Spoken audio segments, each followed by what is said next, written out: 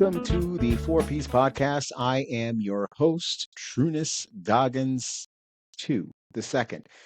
Very glad to be here. I love this podcast. I love doing this. Um, Before when we started this podcast years ago, I gotta say years ago now. It's been a long time. I said that I was going to steer clear from politics because it just divides people. It does. And I said, I'm not going to do it because we're so divided. I mean, look, I know people who get their news from Fox, and that's the only place they get their news. Then I know people who get their news from CNN. The only place they get their news from CNN. And if it's anywhere else, it's a lie.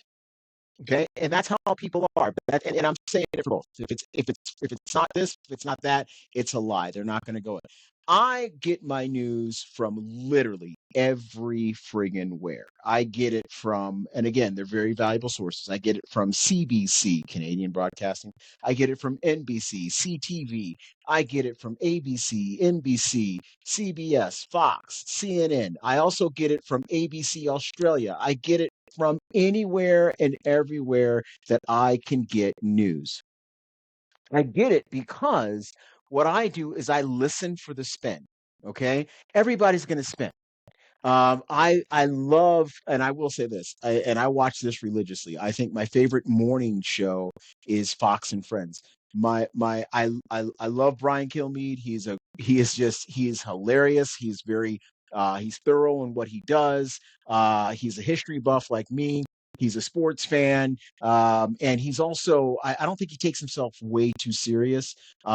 He does, for a morning person, he gets you ready for the morning. So I watch that every morning that Brian Kilmeade's on. And it's funny that if he's not on, I like the new guy too, Lawrence Jones. He is a great young brother. I really do. I do like him quite a bit.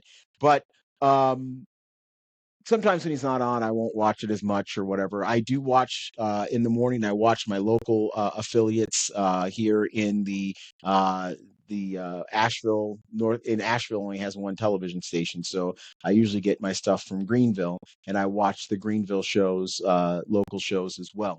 So that's how I get my news. But I watch my news everywhere. I look at it, and I sit there and I do the same thing that I would do if I'm working on a college project or something like that. What is this information actually telling me, and what is the source that it's coming from? Okay. Um, I'm not a never Trumper. I'm not an anti-Trumper. Okay. I'm not a pro Trumper either. I think that Trump is doing a job as president of the United States. He's done better than some, worse than others. And that's how everyone has done it. We've had 45 people sit in that office, and that's what we have. We have some that did better than some that did worse than others. I think that we have the best president for the economy here. We have the best president for war here. We have the best, and that's just the way it is. Best president for people. I think the most engaging president of my lifetime, the one that I would love to sit down and hang around with. He doesn't drink a beer. I was going to say drink a beer with, but he quit drinking, and so I wouldn't have a beer with him. He can maybe watch me drink a beer. He drinks a pop or something like that. But that's George W. Bush. I think he is probably one of the most laid back people I've ever seen in my life, and I love him. I also love the fact that what he has done after the presidency. I love the fact that he respects the office. I've never heard him come out, even though there has been a Bush-Trump riff of some type. I've never seen him come out and talk bad about the president. I've never seen him talk bad about policy, about Obama or about Biden. Anyone. He has never done that. He respects the office. He knows whatever that person's going through in that Oval Office has literally the weight of the world on his shoulders. And I love the fact that he does that. Is he the best president ever? No. But I don't know who would be if you ask me that question.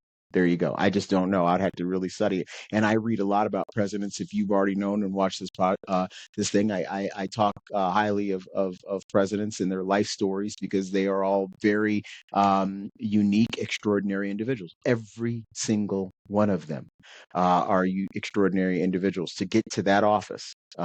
Over 250 years, we've only had 45 people get there. And how many millions upon millions of people were citizens of this country? That says quite a bit about those people. Anyway, I always said I wasn't going to talk about politics, but what I have been doing is I've been denying my audience of information. Four P's. Okay, when we talked about four P's, what does four P's derive from? Four P's derives from purpose, planning, passion, and persistence. Okay, I got my doctorate in strategic planning, so I dealt with strategic plans. Matter of fact, my dissertation is on strategic planning with nonprofit organizations and things like that. One thing that is important to a strategic plan, and again, like I said, my four P's are all about that. It's not a strategic plan of an industry, it's the strategic plan of you. And so I base it down to that framework of the four P's: the purpose, the planning, the passion, and persistence. And that's what I did. You also have to have a SWOT analysis, and that is strengths, weaknesses, opportunities, and threats. We all have to go with that. And one of the things that is a threat or an opportunity is political aspects. And I've always steered clear because I didn't want you guys to get mad. Okay. So how am I going to address politics? Am I going to sit there and give you my political rundown and be like CNN or Fox or something like that and tell you what you need to think? No, not at all. I'm going to tell you right now, I want you to think the greatest thing about this country, and it better still be the greatest thing about this country long after I'm gone, is the fact that we are able to think and express what we want to express for ourselves, absent of any threat of imprisonment or anything like that. And I love that. Our freedom of expression, our freedom of thought, that is what's so unique about this country. So how am I going to address politics? Today, I'm going to do it a little different. I'm going to talk about what we as a nation, just as a nation, the United States of America, what we are faced against, okay? And I have a guest on here that I'm going to introduce here in a couple seconds. But here in the future, we are going to actually bring people from both sides of the issue.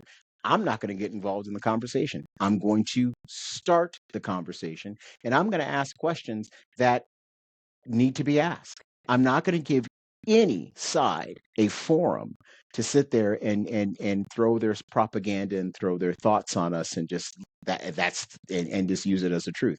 I want you, the listener, to think about it. And so in the future, very soon in the future, we are going to start thinking about that, and we're going to start doing that. Not all the time. I mean, this is not going to turn into a political forum show. That is not what I wanted to do. But I do want us to bring those issues up, and we're going to bring those up. We're also going to be doing some other stuff like we always do, but we are going to make some changes, and one of them are to make sure that you're informed. Speaking of informed, we have a guest today that I interviewed at FreedomFest. Now, if you are listening on Amazon or on Spotify, on wherever else you get podcasts, and just listening to it, you're going to be fine. Okay. The video is awesome because I've never done a live video like that before outside of a studio and things like that. There were I don't want to say so many. There were about 9, 10 other people doing podcasts, and we all had to share the same network. So sometimes when we're videotaping, things got slow. Okay, so when you see it, you might see some like, wow, there's a little glitch in the matrix, and there is, but that really, I actually like that because it actually adds to the charm of the live recording that we did outside of a studio. I couldn't say cut or anything like that, so I didn't have time. But the person that we have on the podcast today, the person I recorded, he was extremely interesting. His name is James Erdman, and he is a former CIA employee, operative, operations officer, and stuff like that. He actually, back in May of this year, he actually had to do a he was called to the Senate, and he actually testified in front of the Senate talking about COVID-19 and the cover up. He was a whistleblower for that. And again, in what he's talking about is some stuff that, a lot of people think it's tinfoil hat stuff. Okay. They do, oh no, this was just a virus and da da da da. There's a lot more to that, and I hate to say that. I am one of those people. I'm not talking about the tinfoil hats and stuff like that. There's just a couple things that even I question, and I think that everyone should question, regardless of what side of the fence you're on. I'm not going to tell you what those questions are. Okay. But I think that everybody should have some questions about why everything had to happen the way it did. Now, human nature, we all make mistakes. Things happen like that. But that is just some stuff. Okay. That is weird. We are really living in an era of conspiracies. We're still looking for the Epstein files, and then people, we're going to get them all out there, and then they don't come all out and stuff like that. And then a lot of truths are coming out, but a lot of things are still hidden. And so once one truth comes out, we're always wondering what else is out there. James Erdman is an individual who definitely wants us to know what's out there. And when we come back, you will be able to hear what he has to say. Be right back. Recruitment has changed. The way you win business should too. Steve Tolan helps recruitment founders, leaders, and consultants across the world build authority, generate quality conversations, and create a more consistent pipeline through modern business development, social selling, and high-performance sales strategies. Through his Change the Game CTG program, Steve delivers practical training, mentorship, and live coaching that combines proven recruitment fundamentals with today's tools, technology, and buyer behavior. No theory, no generic sales scripts, just practical frameworks that help recruiters build trust, win more work, and stay ahead of a rapidly changing market. Change the game, build authority, win better business. Welcome to the 4-Piece Podcast. Again, we are still at FreedomFest in Las Vegas, and it is wonderful. Meeting a lot of great people. One of the people that I've met, and I have had over 300, no, I haven't had 300. I've had about 215 guests on the show. And I'm saying 15 like it's a number. But anyway, I've had a lot of guests, over 200. And I have never, ever, at least not that I know of, had a CIA agent or former CIA agent on my podcast. Today is absolutely a first. I am honored to have James Erdman on my podcast. Are we going to be talking about war games and James Bond shit today? Absolutely not. But we are going to be talking about something else. James, welcome to the program. How are you doing? I'm doing great. Thank you for the kind introduction. And giddy up. Let's see what we want to talk about. All right. Well, I want to talk about here and why you made this podcast and what you have done to get to where you are today. Okay, well, that's a huge question, so I'm going to break it down. Break it down a little bit. Break it down in pieces. Let's start on why I'm here. I'm here because I believe the American public should be taking every opportunity, whether it's individually, whether it's through legislative action, whether it's through advocacy, whether it's through, calling your senators and congressmen, to maximize the amount of freedom you can get here in this great nation. And I think part of this, from what you described and what you do, I think you are a key part of how we actually build our own freedom, make ourselves undestroyable. If that's a word. I'm not sure that's a word. It's a good one, though. And so I'm here because I've been working for the CIA for quite some time. I have lots of years of federal government service. I did my best to promote. I know it sounds counterintuitive, but I joined the CIA to help maximize liberty and freedom for the citizens of the United States. I did the best I could over the years I had, and now that I have voluntarily retired, this is my choice, I want to continue focusing on the mission, and the mission is accountability for things that went wrong, reform of the federal government, and transparency, as well as, all that can't happen if you don't have a free citizen. So that's a broad brush, and we can dial in on whatever you want. I do want to dial in on one thing you talked about, transparency. When it comes to transparency, just how transparent, and I know that this is a loaded question, just how transparent can we be? There are certain things that should everybody know,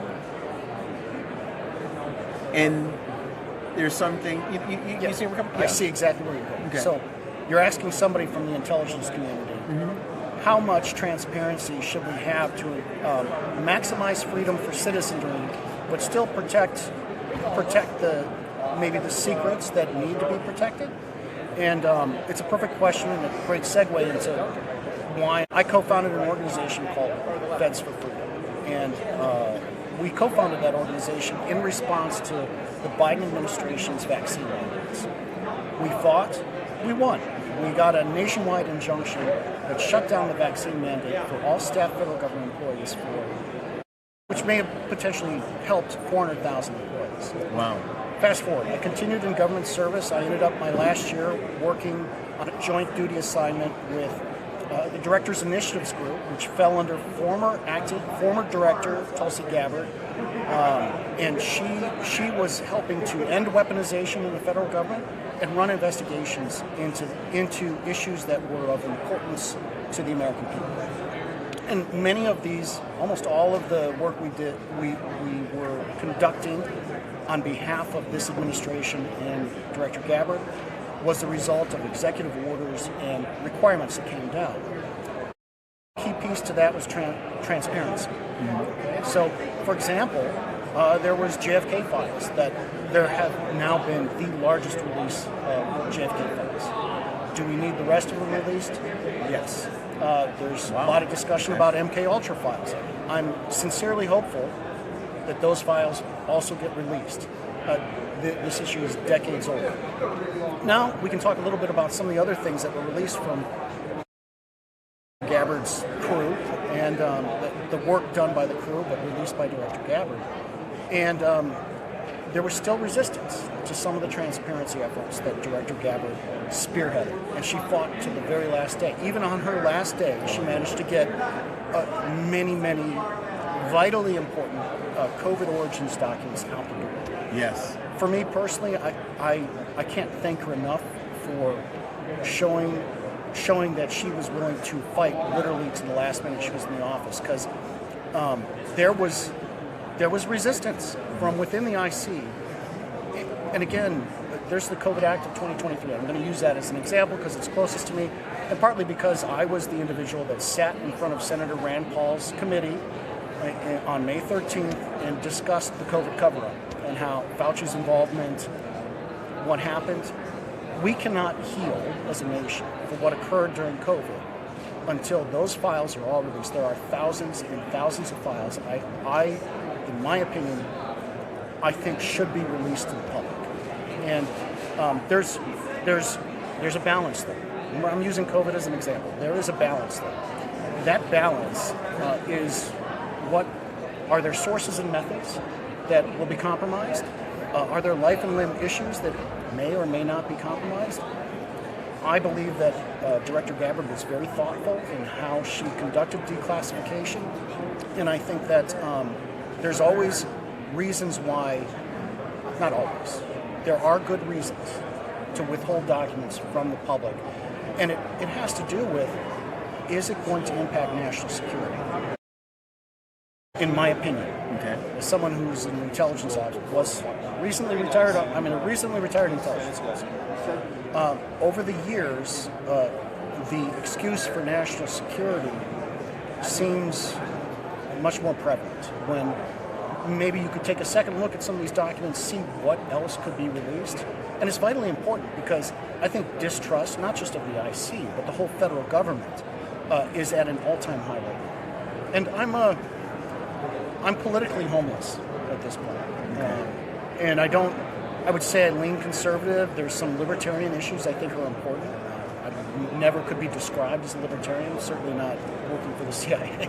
Right. So, that whole don't hurt people, don't take their stuff is hard when you're a CIA officer. But what I will say is the transparency piece is the only way we can rebuild the trust. And as a somewhat conservative, I believe in that ideology. I believe that institutions are important, and we throw them away at our peril, especially if we don't know what replaces them. But if institutions continue to deny the American public their right to transparency, their right to accountability and reform, they're digging their own grave. So that's where I'm at. I'm going to go back to something we've been talking about COVID and things like that. COVID did change society. I mean, like it or not, it did. It changed a lot of it. It changed our social system. It changed the way. I mean, we have an entire group of students now that are struggling, that are behind in reading and behind in this because they came in during COVID. But the summer of 2020, and I remember the violence and the upheaval and all of it was due to COVID. I mean, that was the foundation, I believe. And then it became, we were judging people if they were wearing a mask or they weren't wearing a mask, if they were vaccinated or they weren't vaccinated. In your perspective, because you're going to give a unique perspective, something that, this show has not had, what made a virus so, I mean, it's a virus. I mean, if I sat right now and said that, you have the flu or something like that, okay, I hope you get better. Here's some Tamiflu and have a good day. But what made this virus so divisive? I mean, what happened? So I'm going to break the question down a little bit, if that's okay. Yeah. I think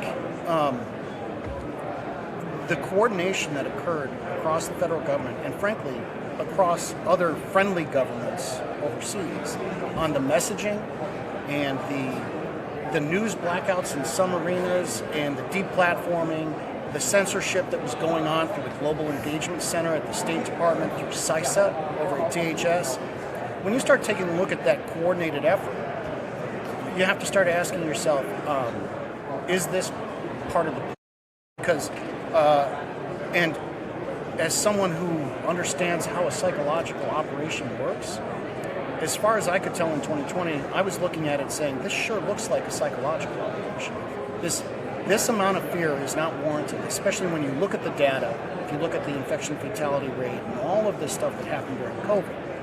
I think, for me, it is a symptom of a much larger issue that has to be addressed. If this kind of coordination can occur and it can cause this kind of damage, and we're talking economic damage, educational damage, social damage, you had people who were disallowed to be with their grandparents, their parents in some cases, as they passed away. I mean, it was cruel. It was cruel. And it looked like a psychological operation to me. Now, who did it? Well, unfortunately, I wish I could give you an answer to that. Like, who's behind the curtain?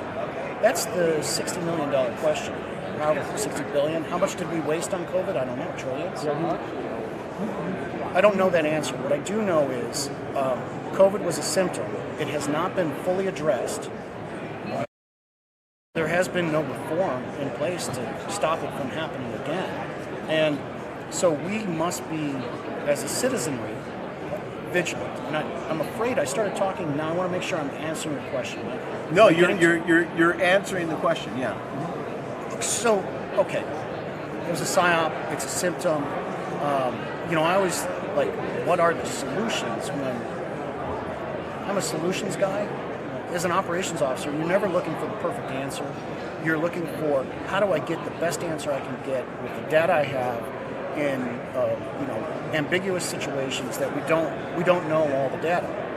Well, I think what COVID said to me was, the only way we stop this is it starts at individual action.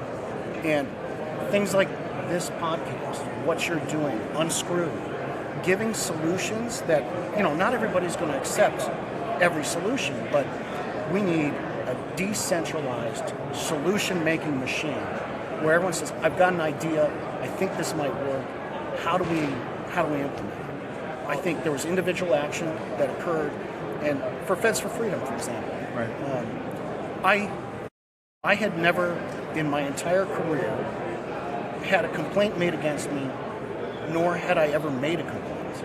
And so I didn't know what I was doing when I started asking questions about COVID inside the agency. And it was surprising to me because this is the first time, and boy, you may laugh, and I'm sure some people out there are gonna go, really, Jim? But the agency is dedicated to truth. Mm-hmm. So I'm saying that statement, CIA is dedicated to truth. Right. What do I mean? As intelligence officers, your job is to go out into the wild. And the wild includes misinformation, disinformation, flat out lies. Your job is to pull out the little nuggets of truth that you can discern from very ambiguous situations.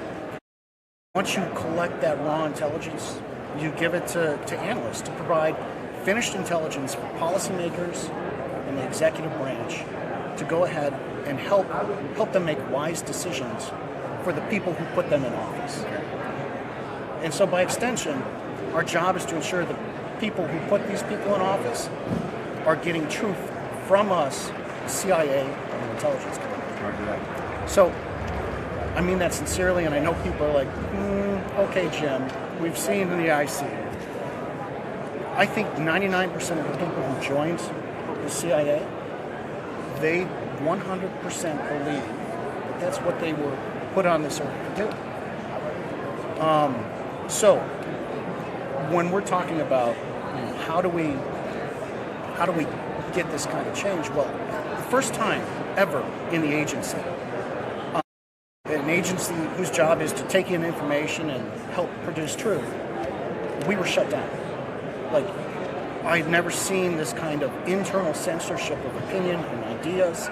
I heard people, when I started talking about mitigation measures and how masks don't work, and I'm probably not going to take this vaccine. You can't make me. I had people that I had worked with for a very long time on other sides of cubicles saying, well, I hope the unvaccinated die. And that's a quote, hand to God. And so I was deeply disappointed because we are supposed to be discerning as an organization. Absolutely. We are supposed to not take anything at face value and assume there's some other story. That is not what I experienced during COVID. And it was the first time in my career. And I have seen the agency operate on all cylinders. When they want to get something done, and they can do it. And when I say something, I mean something good. Like I'm not over here talking about, we're not twirling mustaches. Right. I'm talking about something positive. So that was a huge indicator for me. I expected that to happen. And I was naive enough to think that as long as I am 100% transparent with my management, my peers, my subordinates about what I thought, and I thought that there would be no repercussions. It hurts. You just got to get in the ring and fight, though. That's the thing. What I don't want to see is people complaining about doing the right thing. Do the right thing. If you're going to do it, do it. Individual action. And so I formed Feds for Freedom, co-founded it with a number of other federal government employees, and we've been fighting for the last half decade. And vaccine mandates, we've just filed a lawsuit against the CIA. Well, I should say CIA officers filed a lawsuit against the agency, and we are financially supporting that and helping these officers see that to completion. It just was uncovered that if they were non-compliant, the officers were non-compliant with the vaccine mandate, it wasn't just a matter of insubordination. They decided that they should be investigated, they being the leadership of the agency at the time, should be investigated for counter-espionage in the counter-espionage department, which what you're saying is this is not just an employee-employer dispute. This is a matter of they might be a spy. I think many of us who are non-compliant with the vaccine mandates find that incredibly offensive, considering just how long we have provided our service. And again, it's a privilege, honestly, and I mean this, it's a privilege to work at the CIA. It's an absolute privilege. That action was so malicious. It needs accountability. Absolutely. It needs accountability. And so Feds for Freedom is still fighting. I've left government service as of 30 June. And again, like I said, it's voluntary. There was no retaliation for my public hearing.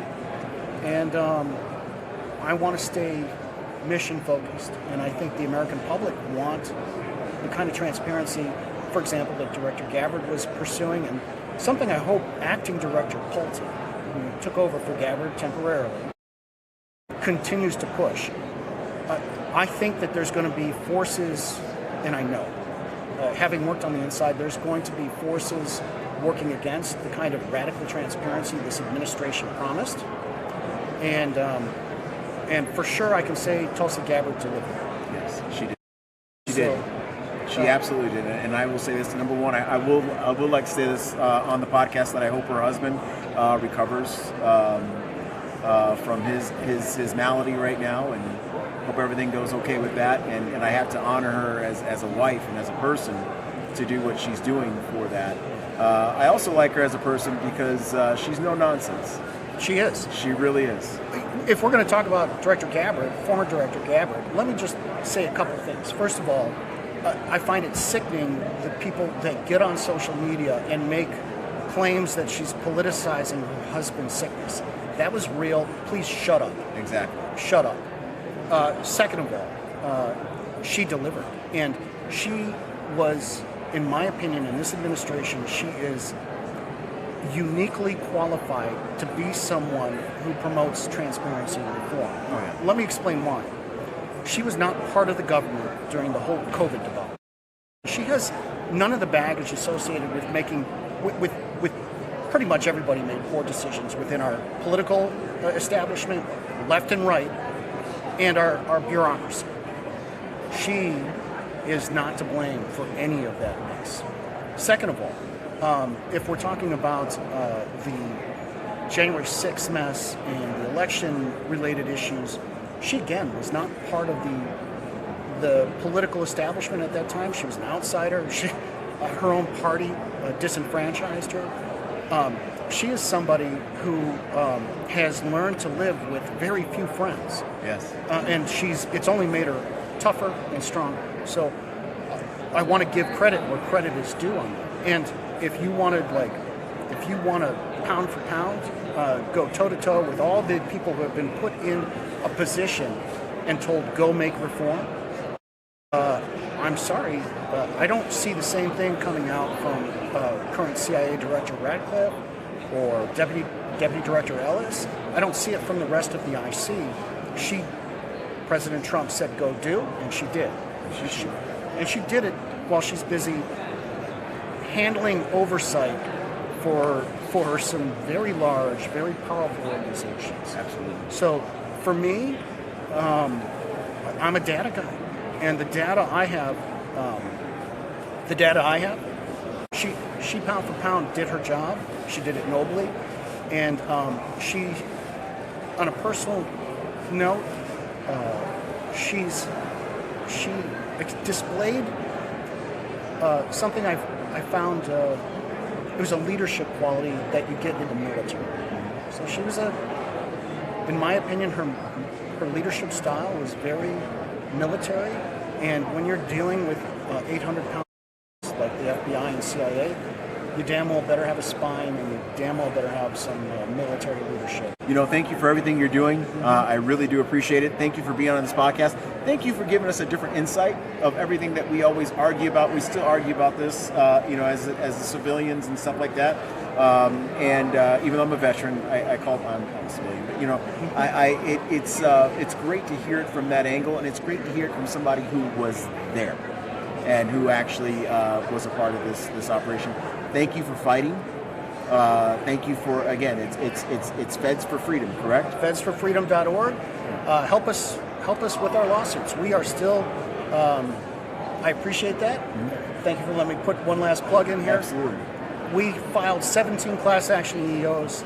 6 of those are still going through either the EEO administrative process or federal court. We're supporting those the best we can. We're supporting a CIA lawsuit. We're supporting legislation. And we're helping write rules that we're sending over to OPM and saying, hey, this is how you might be able to protect religious rights. This is how you might be able to protect whistleblowers.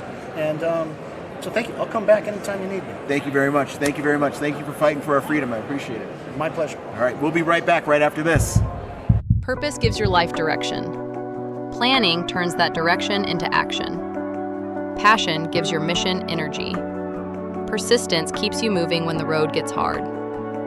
The 4Ps of You is more than a book. It is a framework for building a life with meaning, focus, and follow through. Discover your purpose. Create your plan. Fuel it with passion. Finish with persistence. The 4Ps of You by Trunnis Goggins II. Available wherever books are sold. Welcome back to this final segment of the Four Piece Podcast. James Erdman makes you think. And it's fun. I asked him a question earlier about how transparent should the government be. Loved his answer. There are certain things, and I'm going to tell you, I think that the government should be transparent, but there's certain things that we just don't need to know. There's certain things you just don't need to know, period. All right. Even when we're working and we're doing things, there are certain things that you do as a person that you're like, okay, this is information no one needs yet. Because if they have a handle on this information, there are certain things that I don't want to happen that can happen. So there really, I'm not saying that the government should be 100% transparent. I'm not saying that. I'm just saying that certain cover-ups, you better have a valid reason. Let's just put it that way. For certain cover-ups, you better have a valid reason as to why you are not telling the American people. They're talking right now about like UFOs, and the UFO files are slowly being leaked out. There's a rumor, or there's something. There was a minister. His name is Perry Stone. Perry Stone said that before they started this release of this UFO information, there were high-level evangelical pastors that were called to the White House or to the government, wherever they were. I don't know if it was the White House or not, to be informed and updated and briefed on what could possibly happen, and they needed to make sure that these pastors were well informed to do that. Funny thing is I give credence to this conversation. I do think that I do think that a meeting like that indeed happened, I guess. But if you were in a meeting of that level, to go out and tell people that right off the bat, I do have a little question of that, right? Because again, that is one reason why, talking about transparency, that's one reason why certain people get top secret information and others don't. Because one thing is loose lips sink ships. And I think, based on, and again, you could pull up the Perry Stone interview wherever you can find it. I know it's on YouTube. I saw it on YouTube a couple times. And again, I take what he says with a slight grain of salt. But anyway, I do think that it was a great interview. What I'm honored about this interview, this is a man who stood in front of our Congress, and now he is on my podcast trying to share information that he's trying to share. There are no books that he has, but he is the co-founder of Feds for Freedom, and it is an advocacy group. Again, it's trying to get federal employees. It's there to get federal employees a little bit more freedom and things like that. You definitely want to read about that. It is a pretty neat group. It is conservative leaning. I am going to tell you that right now.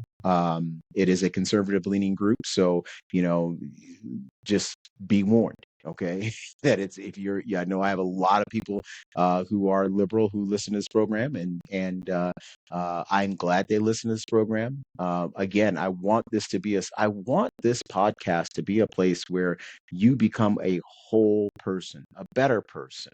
And you know what? I'm going to tell you, this nation was built on conservative and liberal ideas, and they all did pretty well. It is a balance, and the thing is trying to keep that balance. That's what makes us successful. As a business professor, obviously I'm a business professor in the Western world, so of course we're going to talk about capitalist systems. But pure capitalism, if it was pure in its purest form, would be detrimental to the United States. It really would, because there will be a lot of things that happen in market failure that, would not be taken care of. I have a daughter who has Down syndrome. I have a son who has autism. They both need services. Okay. And so with those services that they need, these people can't pay. My daughter can't pay for certain services once I go and leave this earth, and same with my son. So there is a market failure. There needs to be some type of government intervention, some type of socialist program, if you want to call it that, that helps, you know. And a lot of people say, hey, yeah, well, how did you built that business by driving on our roads? Yes, you did. Right. But I'm going to tell you right now, you built that road probably on a machine that some capitalist decided to make. Again, you need balance. Okay, you absolutely need balance. And so that's what we're going to have. We're going to have a lot of balance on this show. We're always going to promote both sides of the issue. I want to hear your issue. I don't want to hear it from an emotional standpoint because I really don't care about that. I mean that. I want to hear a political argument based on your facts. What do you have that base? Once you say, I feel that what do you, I don't care. I feel that we should all be millionaires. Okay. But that's a horrible feeling to be. Okay. Because if we were all millionaires, now let me think about this. Let's go a little further. If we were all millionaires, I mean, the cost of living would be bad. Now you're going to need to be struggling to be a billionaire because that's how you're going to keep up with that's how you're just going to keep up with society. That's how society is. But I do believe in a balanced economy. I believe in a mixed economy. And those are things that you definitely need to move forward. And that's what we're going to do on this program from time to time, and we're going to have them. Next week, I am going to stick with the Freedom Fest theme because I interviewed some great people there. I have 3 interviews next week that will be on this. There's 3 young people, phenomenal people at that are going to be on the podcast. And I'm going to tell you, the youth, again, I'm at the point now at 55 where I'm watching the next generation who's going to take over and who's going to finish what we started. And I am impressed by both sides, to be honest with you. I'm impressed by all sides of people who are wanting to move forward. They're finding needs. And the thing is about that, let's hope we as an older generation, okay, now listen to this, mentor both sides where they start working together. Because the solution is somewhere right here. All right. Until next week, I will be talking to you later. Until then, goodbye.